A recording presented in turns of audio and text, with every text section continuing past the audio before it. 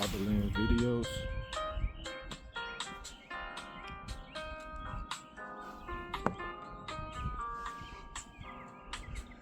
We celebrate Indigenous Day every day. So I guess the world is just matching up with my vibrations and my energy at this Indigenous Day or Indigenous Week or Indigenous Life, whatever y'all want to call it. We have the Native American Myths and Legends by Richard Bordos and Alfonso Ortiz. And today we're on page 47, reading The White Buffalo Woman.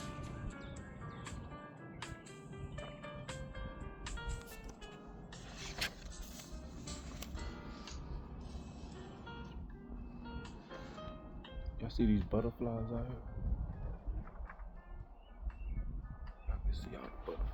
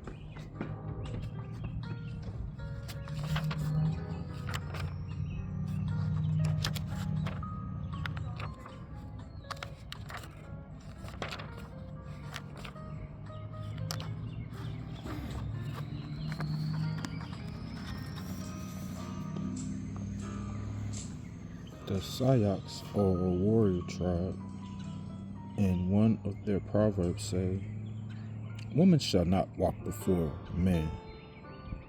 Yet, White Buffalo Woman is the dominant figure of their most important legend. The medicine man, Crow Dog, explains, this holy woman brought the sacred buffalo calf pipe to the Sayaks. She brought it to them. She was not of them at first. There could be no Indians without it. Before she came, people didn't know how to live. They knew nothing. The Buffalo Woman put her sacred mind into their minds. At the ritual of the sun dance, one woman, usually a mature and universally respected member of the tribe, is given the honor representing Buffalo Woman. Though she first appeared to the Sayaks in human form, White Buffalo Woman was also a buffalo, the Indian's brother, who gave its flesh so that the people might live. Albino buffalo were sacred to the Plains tribes. A white buffalo hide was a sacred talisman, a possession beyond price. One summer so long ago that nobody knows how long, the Otishoquin, the seven sacred council fires of the Lakota or Yati, the nation came together and camped. The sun shone all the time, but there was no game, and the people were starving. Every day they sent out scouts to look for game, but the scouts could find nothing. Among the bands assembled, the Izepochu, the without bows, who had their own camp circle under their chief, Stelling Hollow Horn. Early one morning, the chief sent 2 of his young men to hunt for game. They went on foot, because at that time the sires didn't yet have horses. They searched everywhere but could find nothing. Seeing a high hill, they decided to climb it in order to look over the whole country. Halfway up, they saw something coming towards them from far off, but the figure was floating instead of walking. From this, they knew that the person was walking or holy.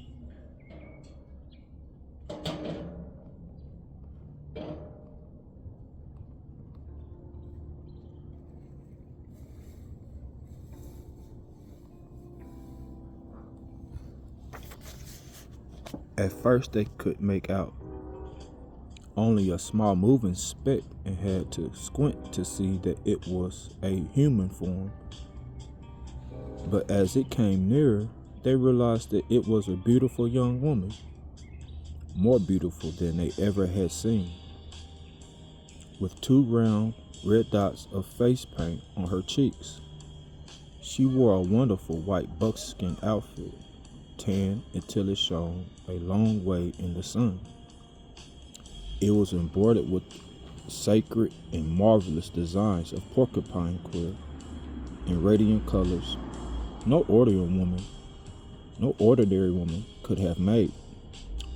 This walking stranger, this holy stranger, was Petsinwi, white buffalo woman. In her hand she carried a large bundle and a fan of sage leaves. She wore a blue-black hair loose except for a strand. And the left side, which was tied up with buffalo fur, her eyes shone dark and sparkling, with great power in them. The 2 young men looked at her open mouthed. One was overwhelmed, but the other desired her body and stretched his hand out to touch her. This woman was Lelawakin, very sacred, and could not be treated with disrespect. Lightning instantly struck the brash young man and burned him up, so that only a small heap of blackened bones was left. Or some say that he was suddenly covered by a cloud, and within it he was eaten up by snakes that left only his skeleton, just as a man can be eaten up by lust. To the other scout who had behaved rightfully, the white buffalo woman said, "Good things I am bringing, something holy to your nation, a message I carry for your people from the Buffalo Nation. Go back and tell the camp and tell the people, prepare for my arrival. Tell your chief to put up a medicine lodge with 24 poles. Let it be made holy for my coming." This young hunter returned to the camp. He told the chief, he told the people what the sacred woman had commanded. The chief, the Iyapaha, the crier, and the crier went through the camp circle calling, "Someone sacred is coming. A holy woman approaches. Make all things ready for her." So the people put up the big medicine teepee and awaited. After 4 days, they saw the white buffalo woman approaching, carrying her bundle before her. Her wonderful white buckskin dress shone from afar. The chief, standing Hollowhorn, invited her to enter the medicine lodge. She went in and circled the interior sunwise. The chief addressed her respectfully, saying, "Sister, we are glad you have come to instruct us." She told him what she wanted done. In the center of the teepee, they were to put up the Awankawakan,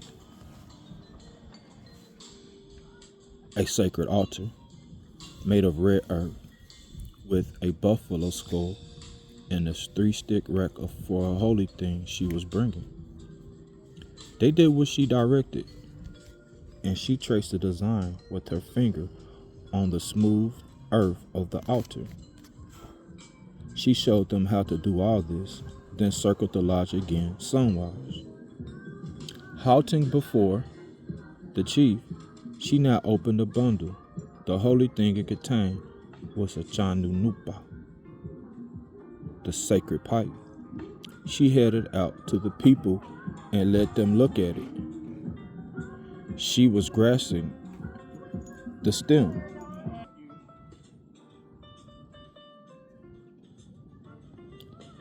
She was grasping the stem.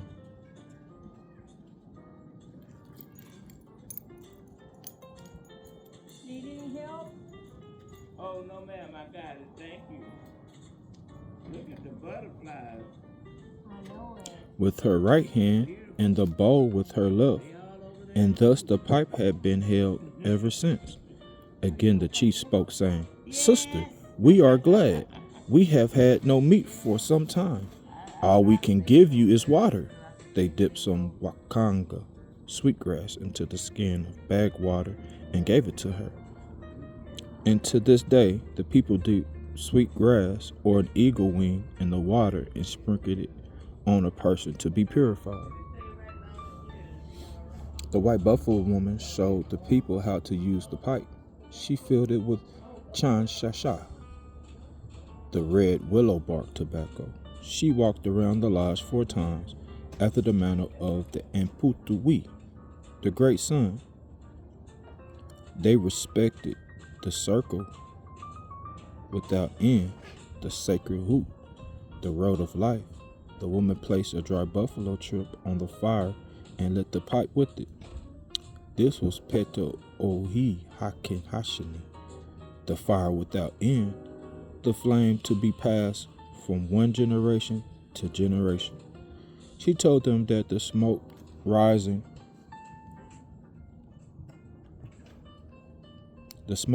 from the bowl was Tankanshila's breath, the living breath of the great-grandfather mystery. The white buffalo woman showed the people the right way to pray, the right words and the right gestures. She taught them how to sing the pipe-filling song and how to lift the pipe up to the sky, toward grandfather, and down towards grandmother earth, to Unki, and then to the 4 directions of the universe. With this holy pipe, she said, you will walk like a living prayer, with your feet resting upon the earth and the pipe stem reaching into the sky. Your body forms a living bridge between the sacred beneath and the sacred above. Wankantanka smiles upon us, because now we are as one, earth, sky, and all living things. The 2-legged, the 4-legged, the winged ones, the trees, the grasses. Together with the people, they are all related, one family. The pipe holds them all together. Look at this bow, said the white buffalo woman. Its stone represents the buffalo.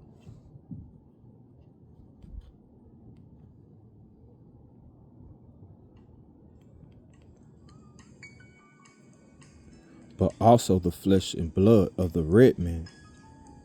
The buffalo represents the universe in the 4 directions because he stands on 4 legs for the 4 ages of creation. The buffalo was put into the west by Wakintanka at the making of the world to hold back the waters. Every year he loses 1 hair, and in every one of the 4 ages he loses a leg. The sacred hoop will end when all the hair and legs of the great buffalo are gone, and the water comes back to cover the earth.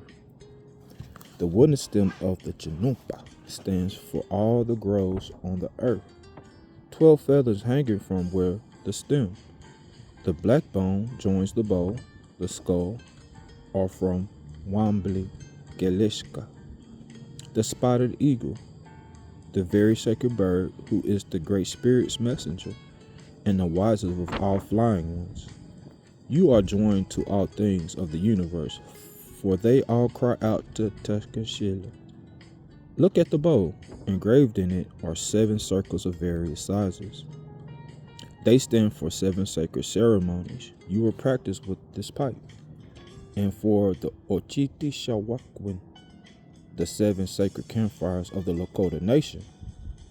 The white buffalo woman then spoke to the women, telling them that it was the work of their hands and the fruit of their bodies which kept the people alive. You are from the Mother Earth, she told them. What you are doing is great, as what the warriors do. And therefore, the sacred pipe is also something that binds man and woman together in the circle of love. It is the one holy object in the making of which both men and women have a hand. The men carve the bow and make the stem. The women decorate it with bands of colored porcupine quills. When a man takes a wife, they both hold the pipe at the same time, and red trade cloth is wound around their hands, thus tying them together for life. The white buffalo woman had many things for her Lakota sisters in her sacred womb bag: corn, wasi, pemmican, wild turnip. She taught them how to make the earth fire. She filled up buffalo punch with cold water and dropped a red-hot stone in it. This way you shall cook the corn and the meat, she told them. The white buffalo woman also talked to the children because they have an understanding beyond their years. She told them that their fathers and mothers did was for them, that their parents could remember being little ones, and that they, the children, will grow up to have little ones of their own. She told them, you are the coming generation. That's why you are the most important and precious ones. Someday you will hold this pipe and smoke it. Someday you will pray with it. She spoke once more to all the people. The pipe was alive. It was red, being showing you a red life in a red road. And this is the first ceremony for which you will use this pipe. You will use it to keep the soul of a dead person, because through it you can talk to Wakantanka, the great mystery spirit. The day a human dies, it always a sacred day. The day when the soul is released to the great spirit is another. 4 women will become sacred on such a day. There will be the ones to cut the sacred tree that can walk for the sun dance.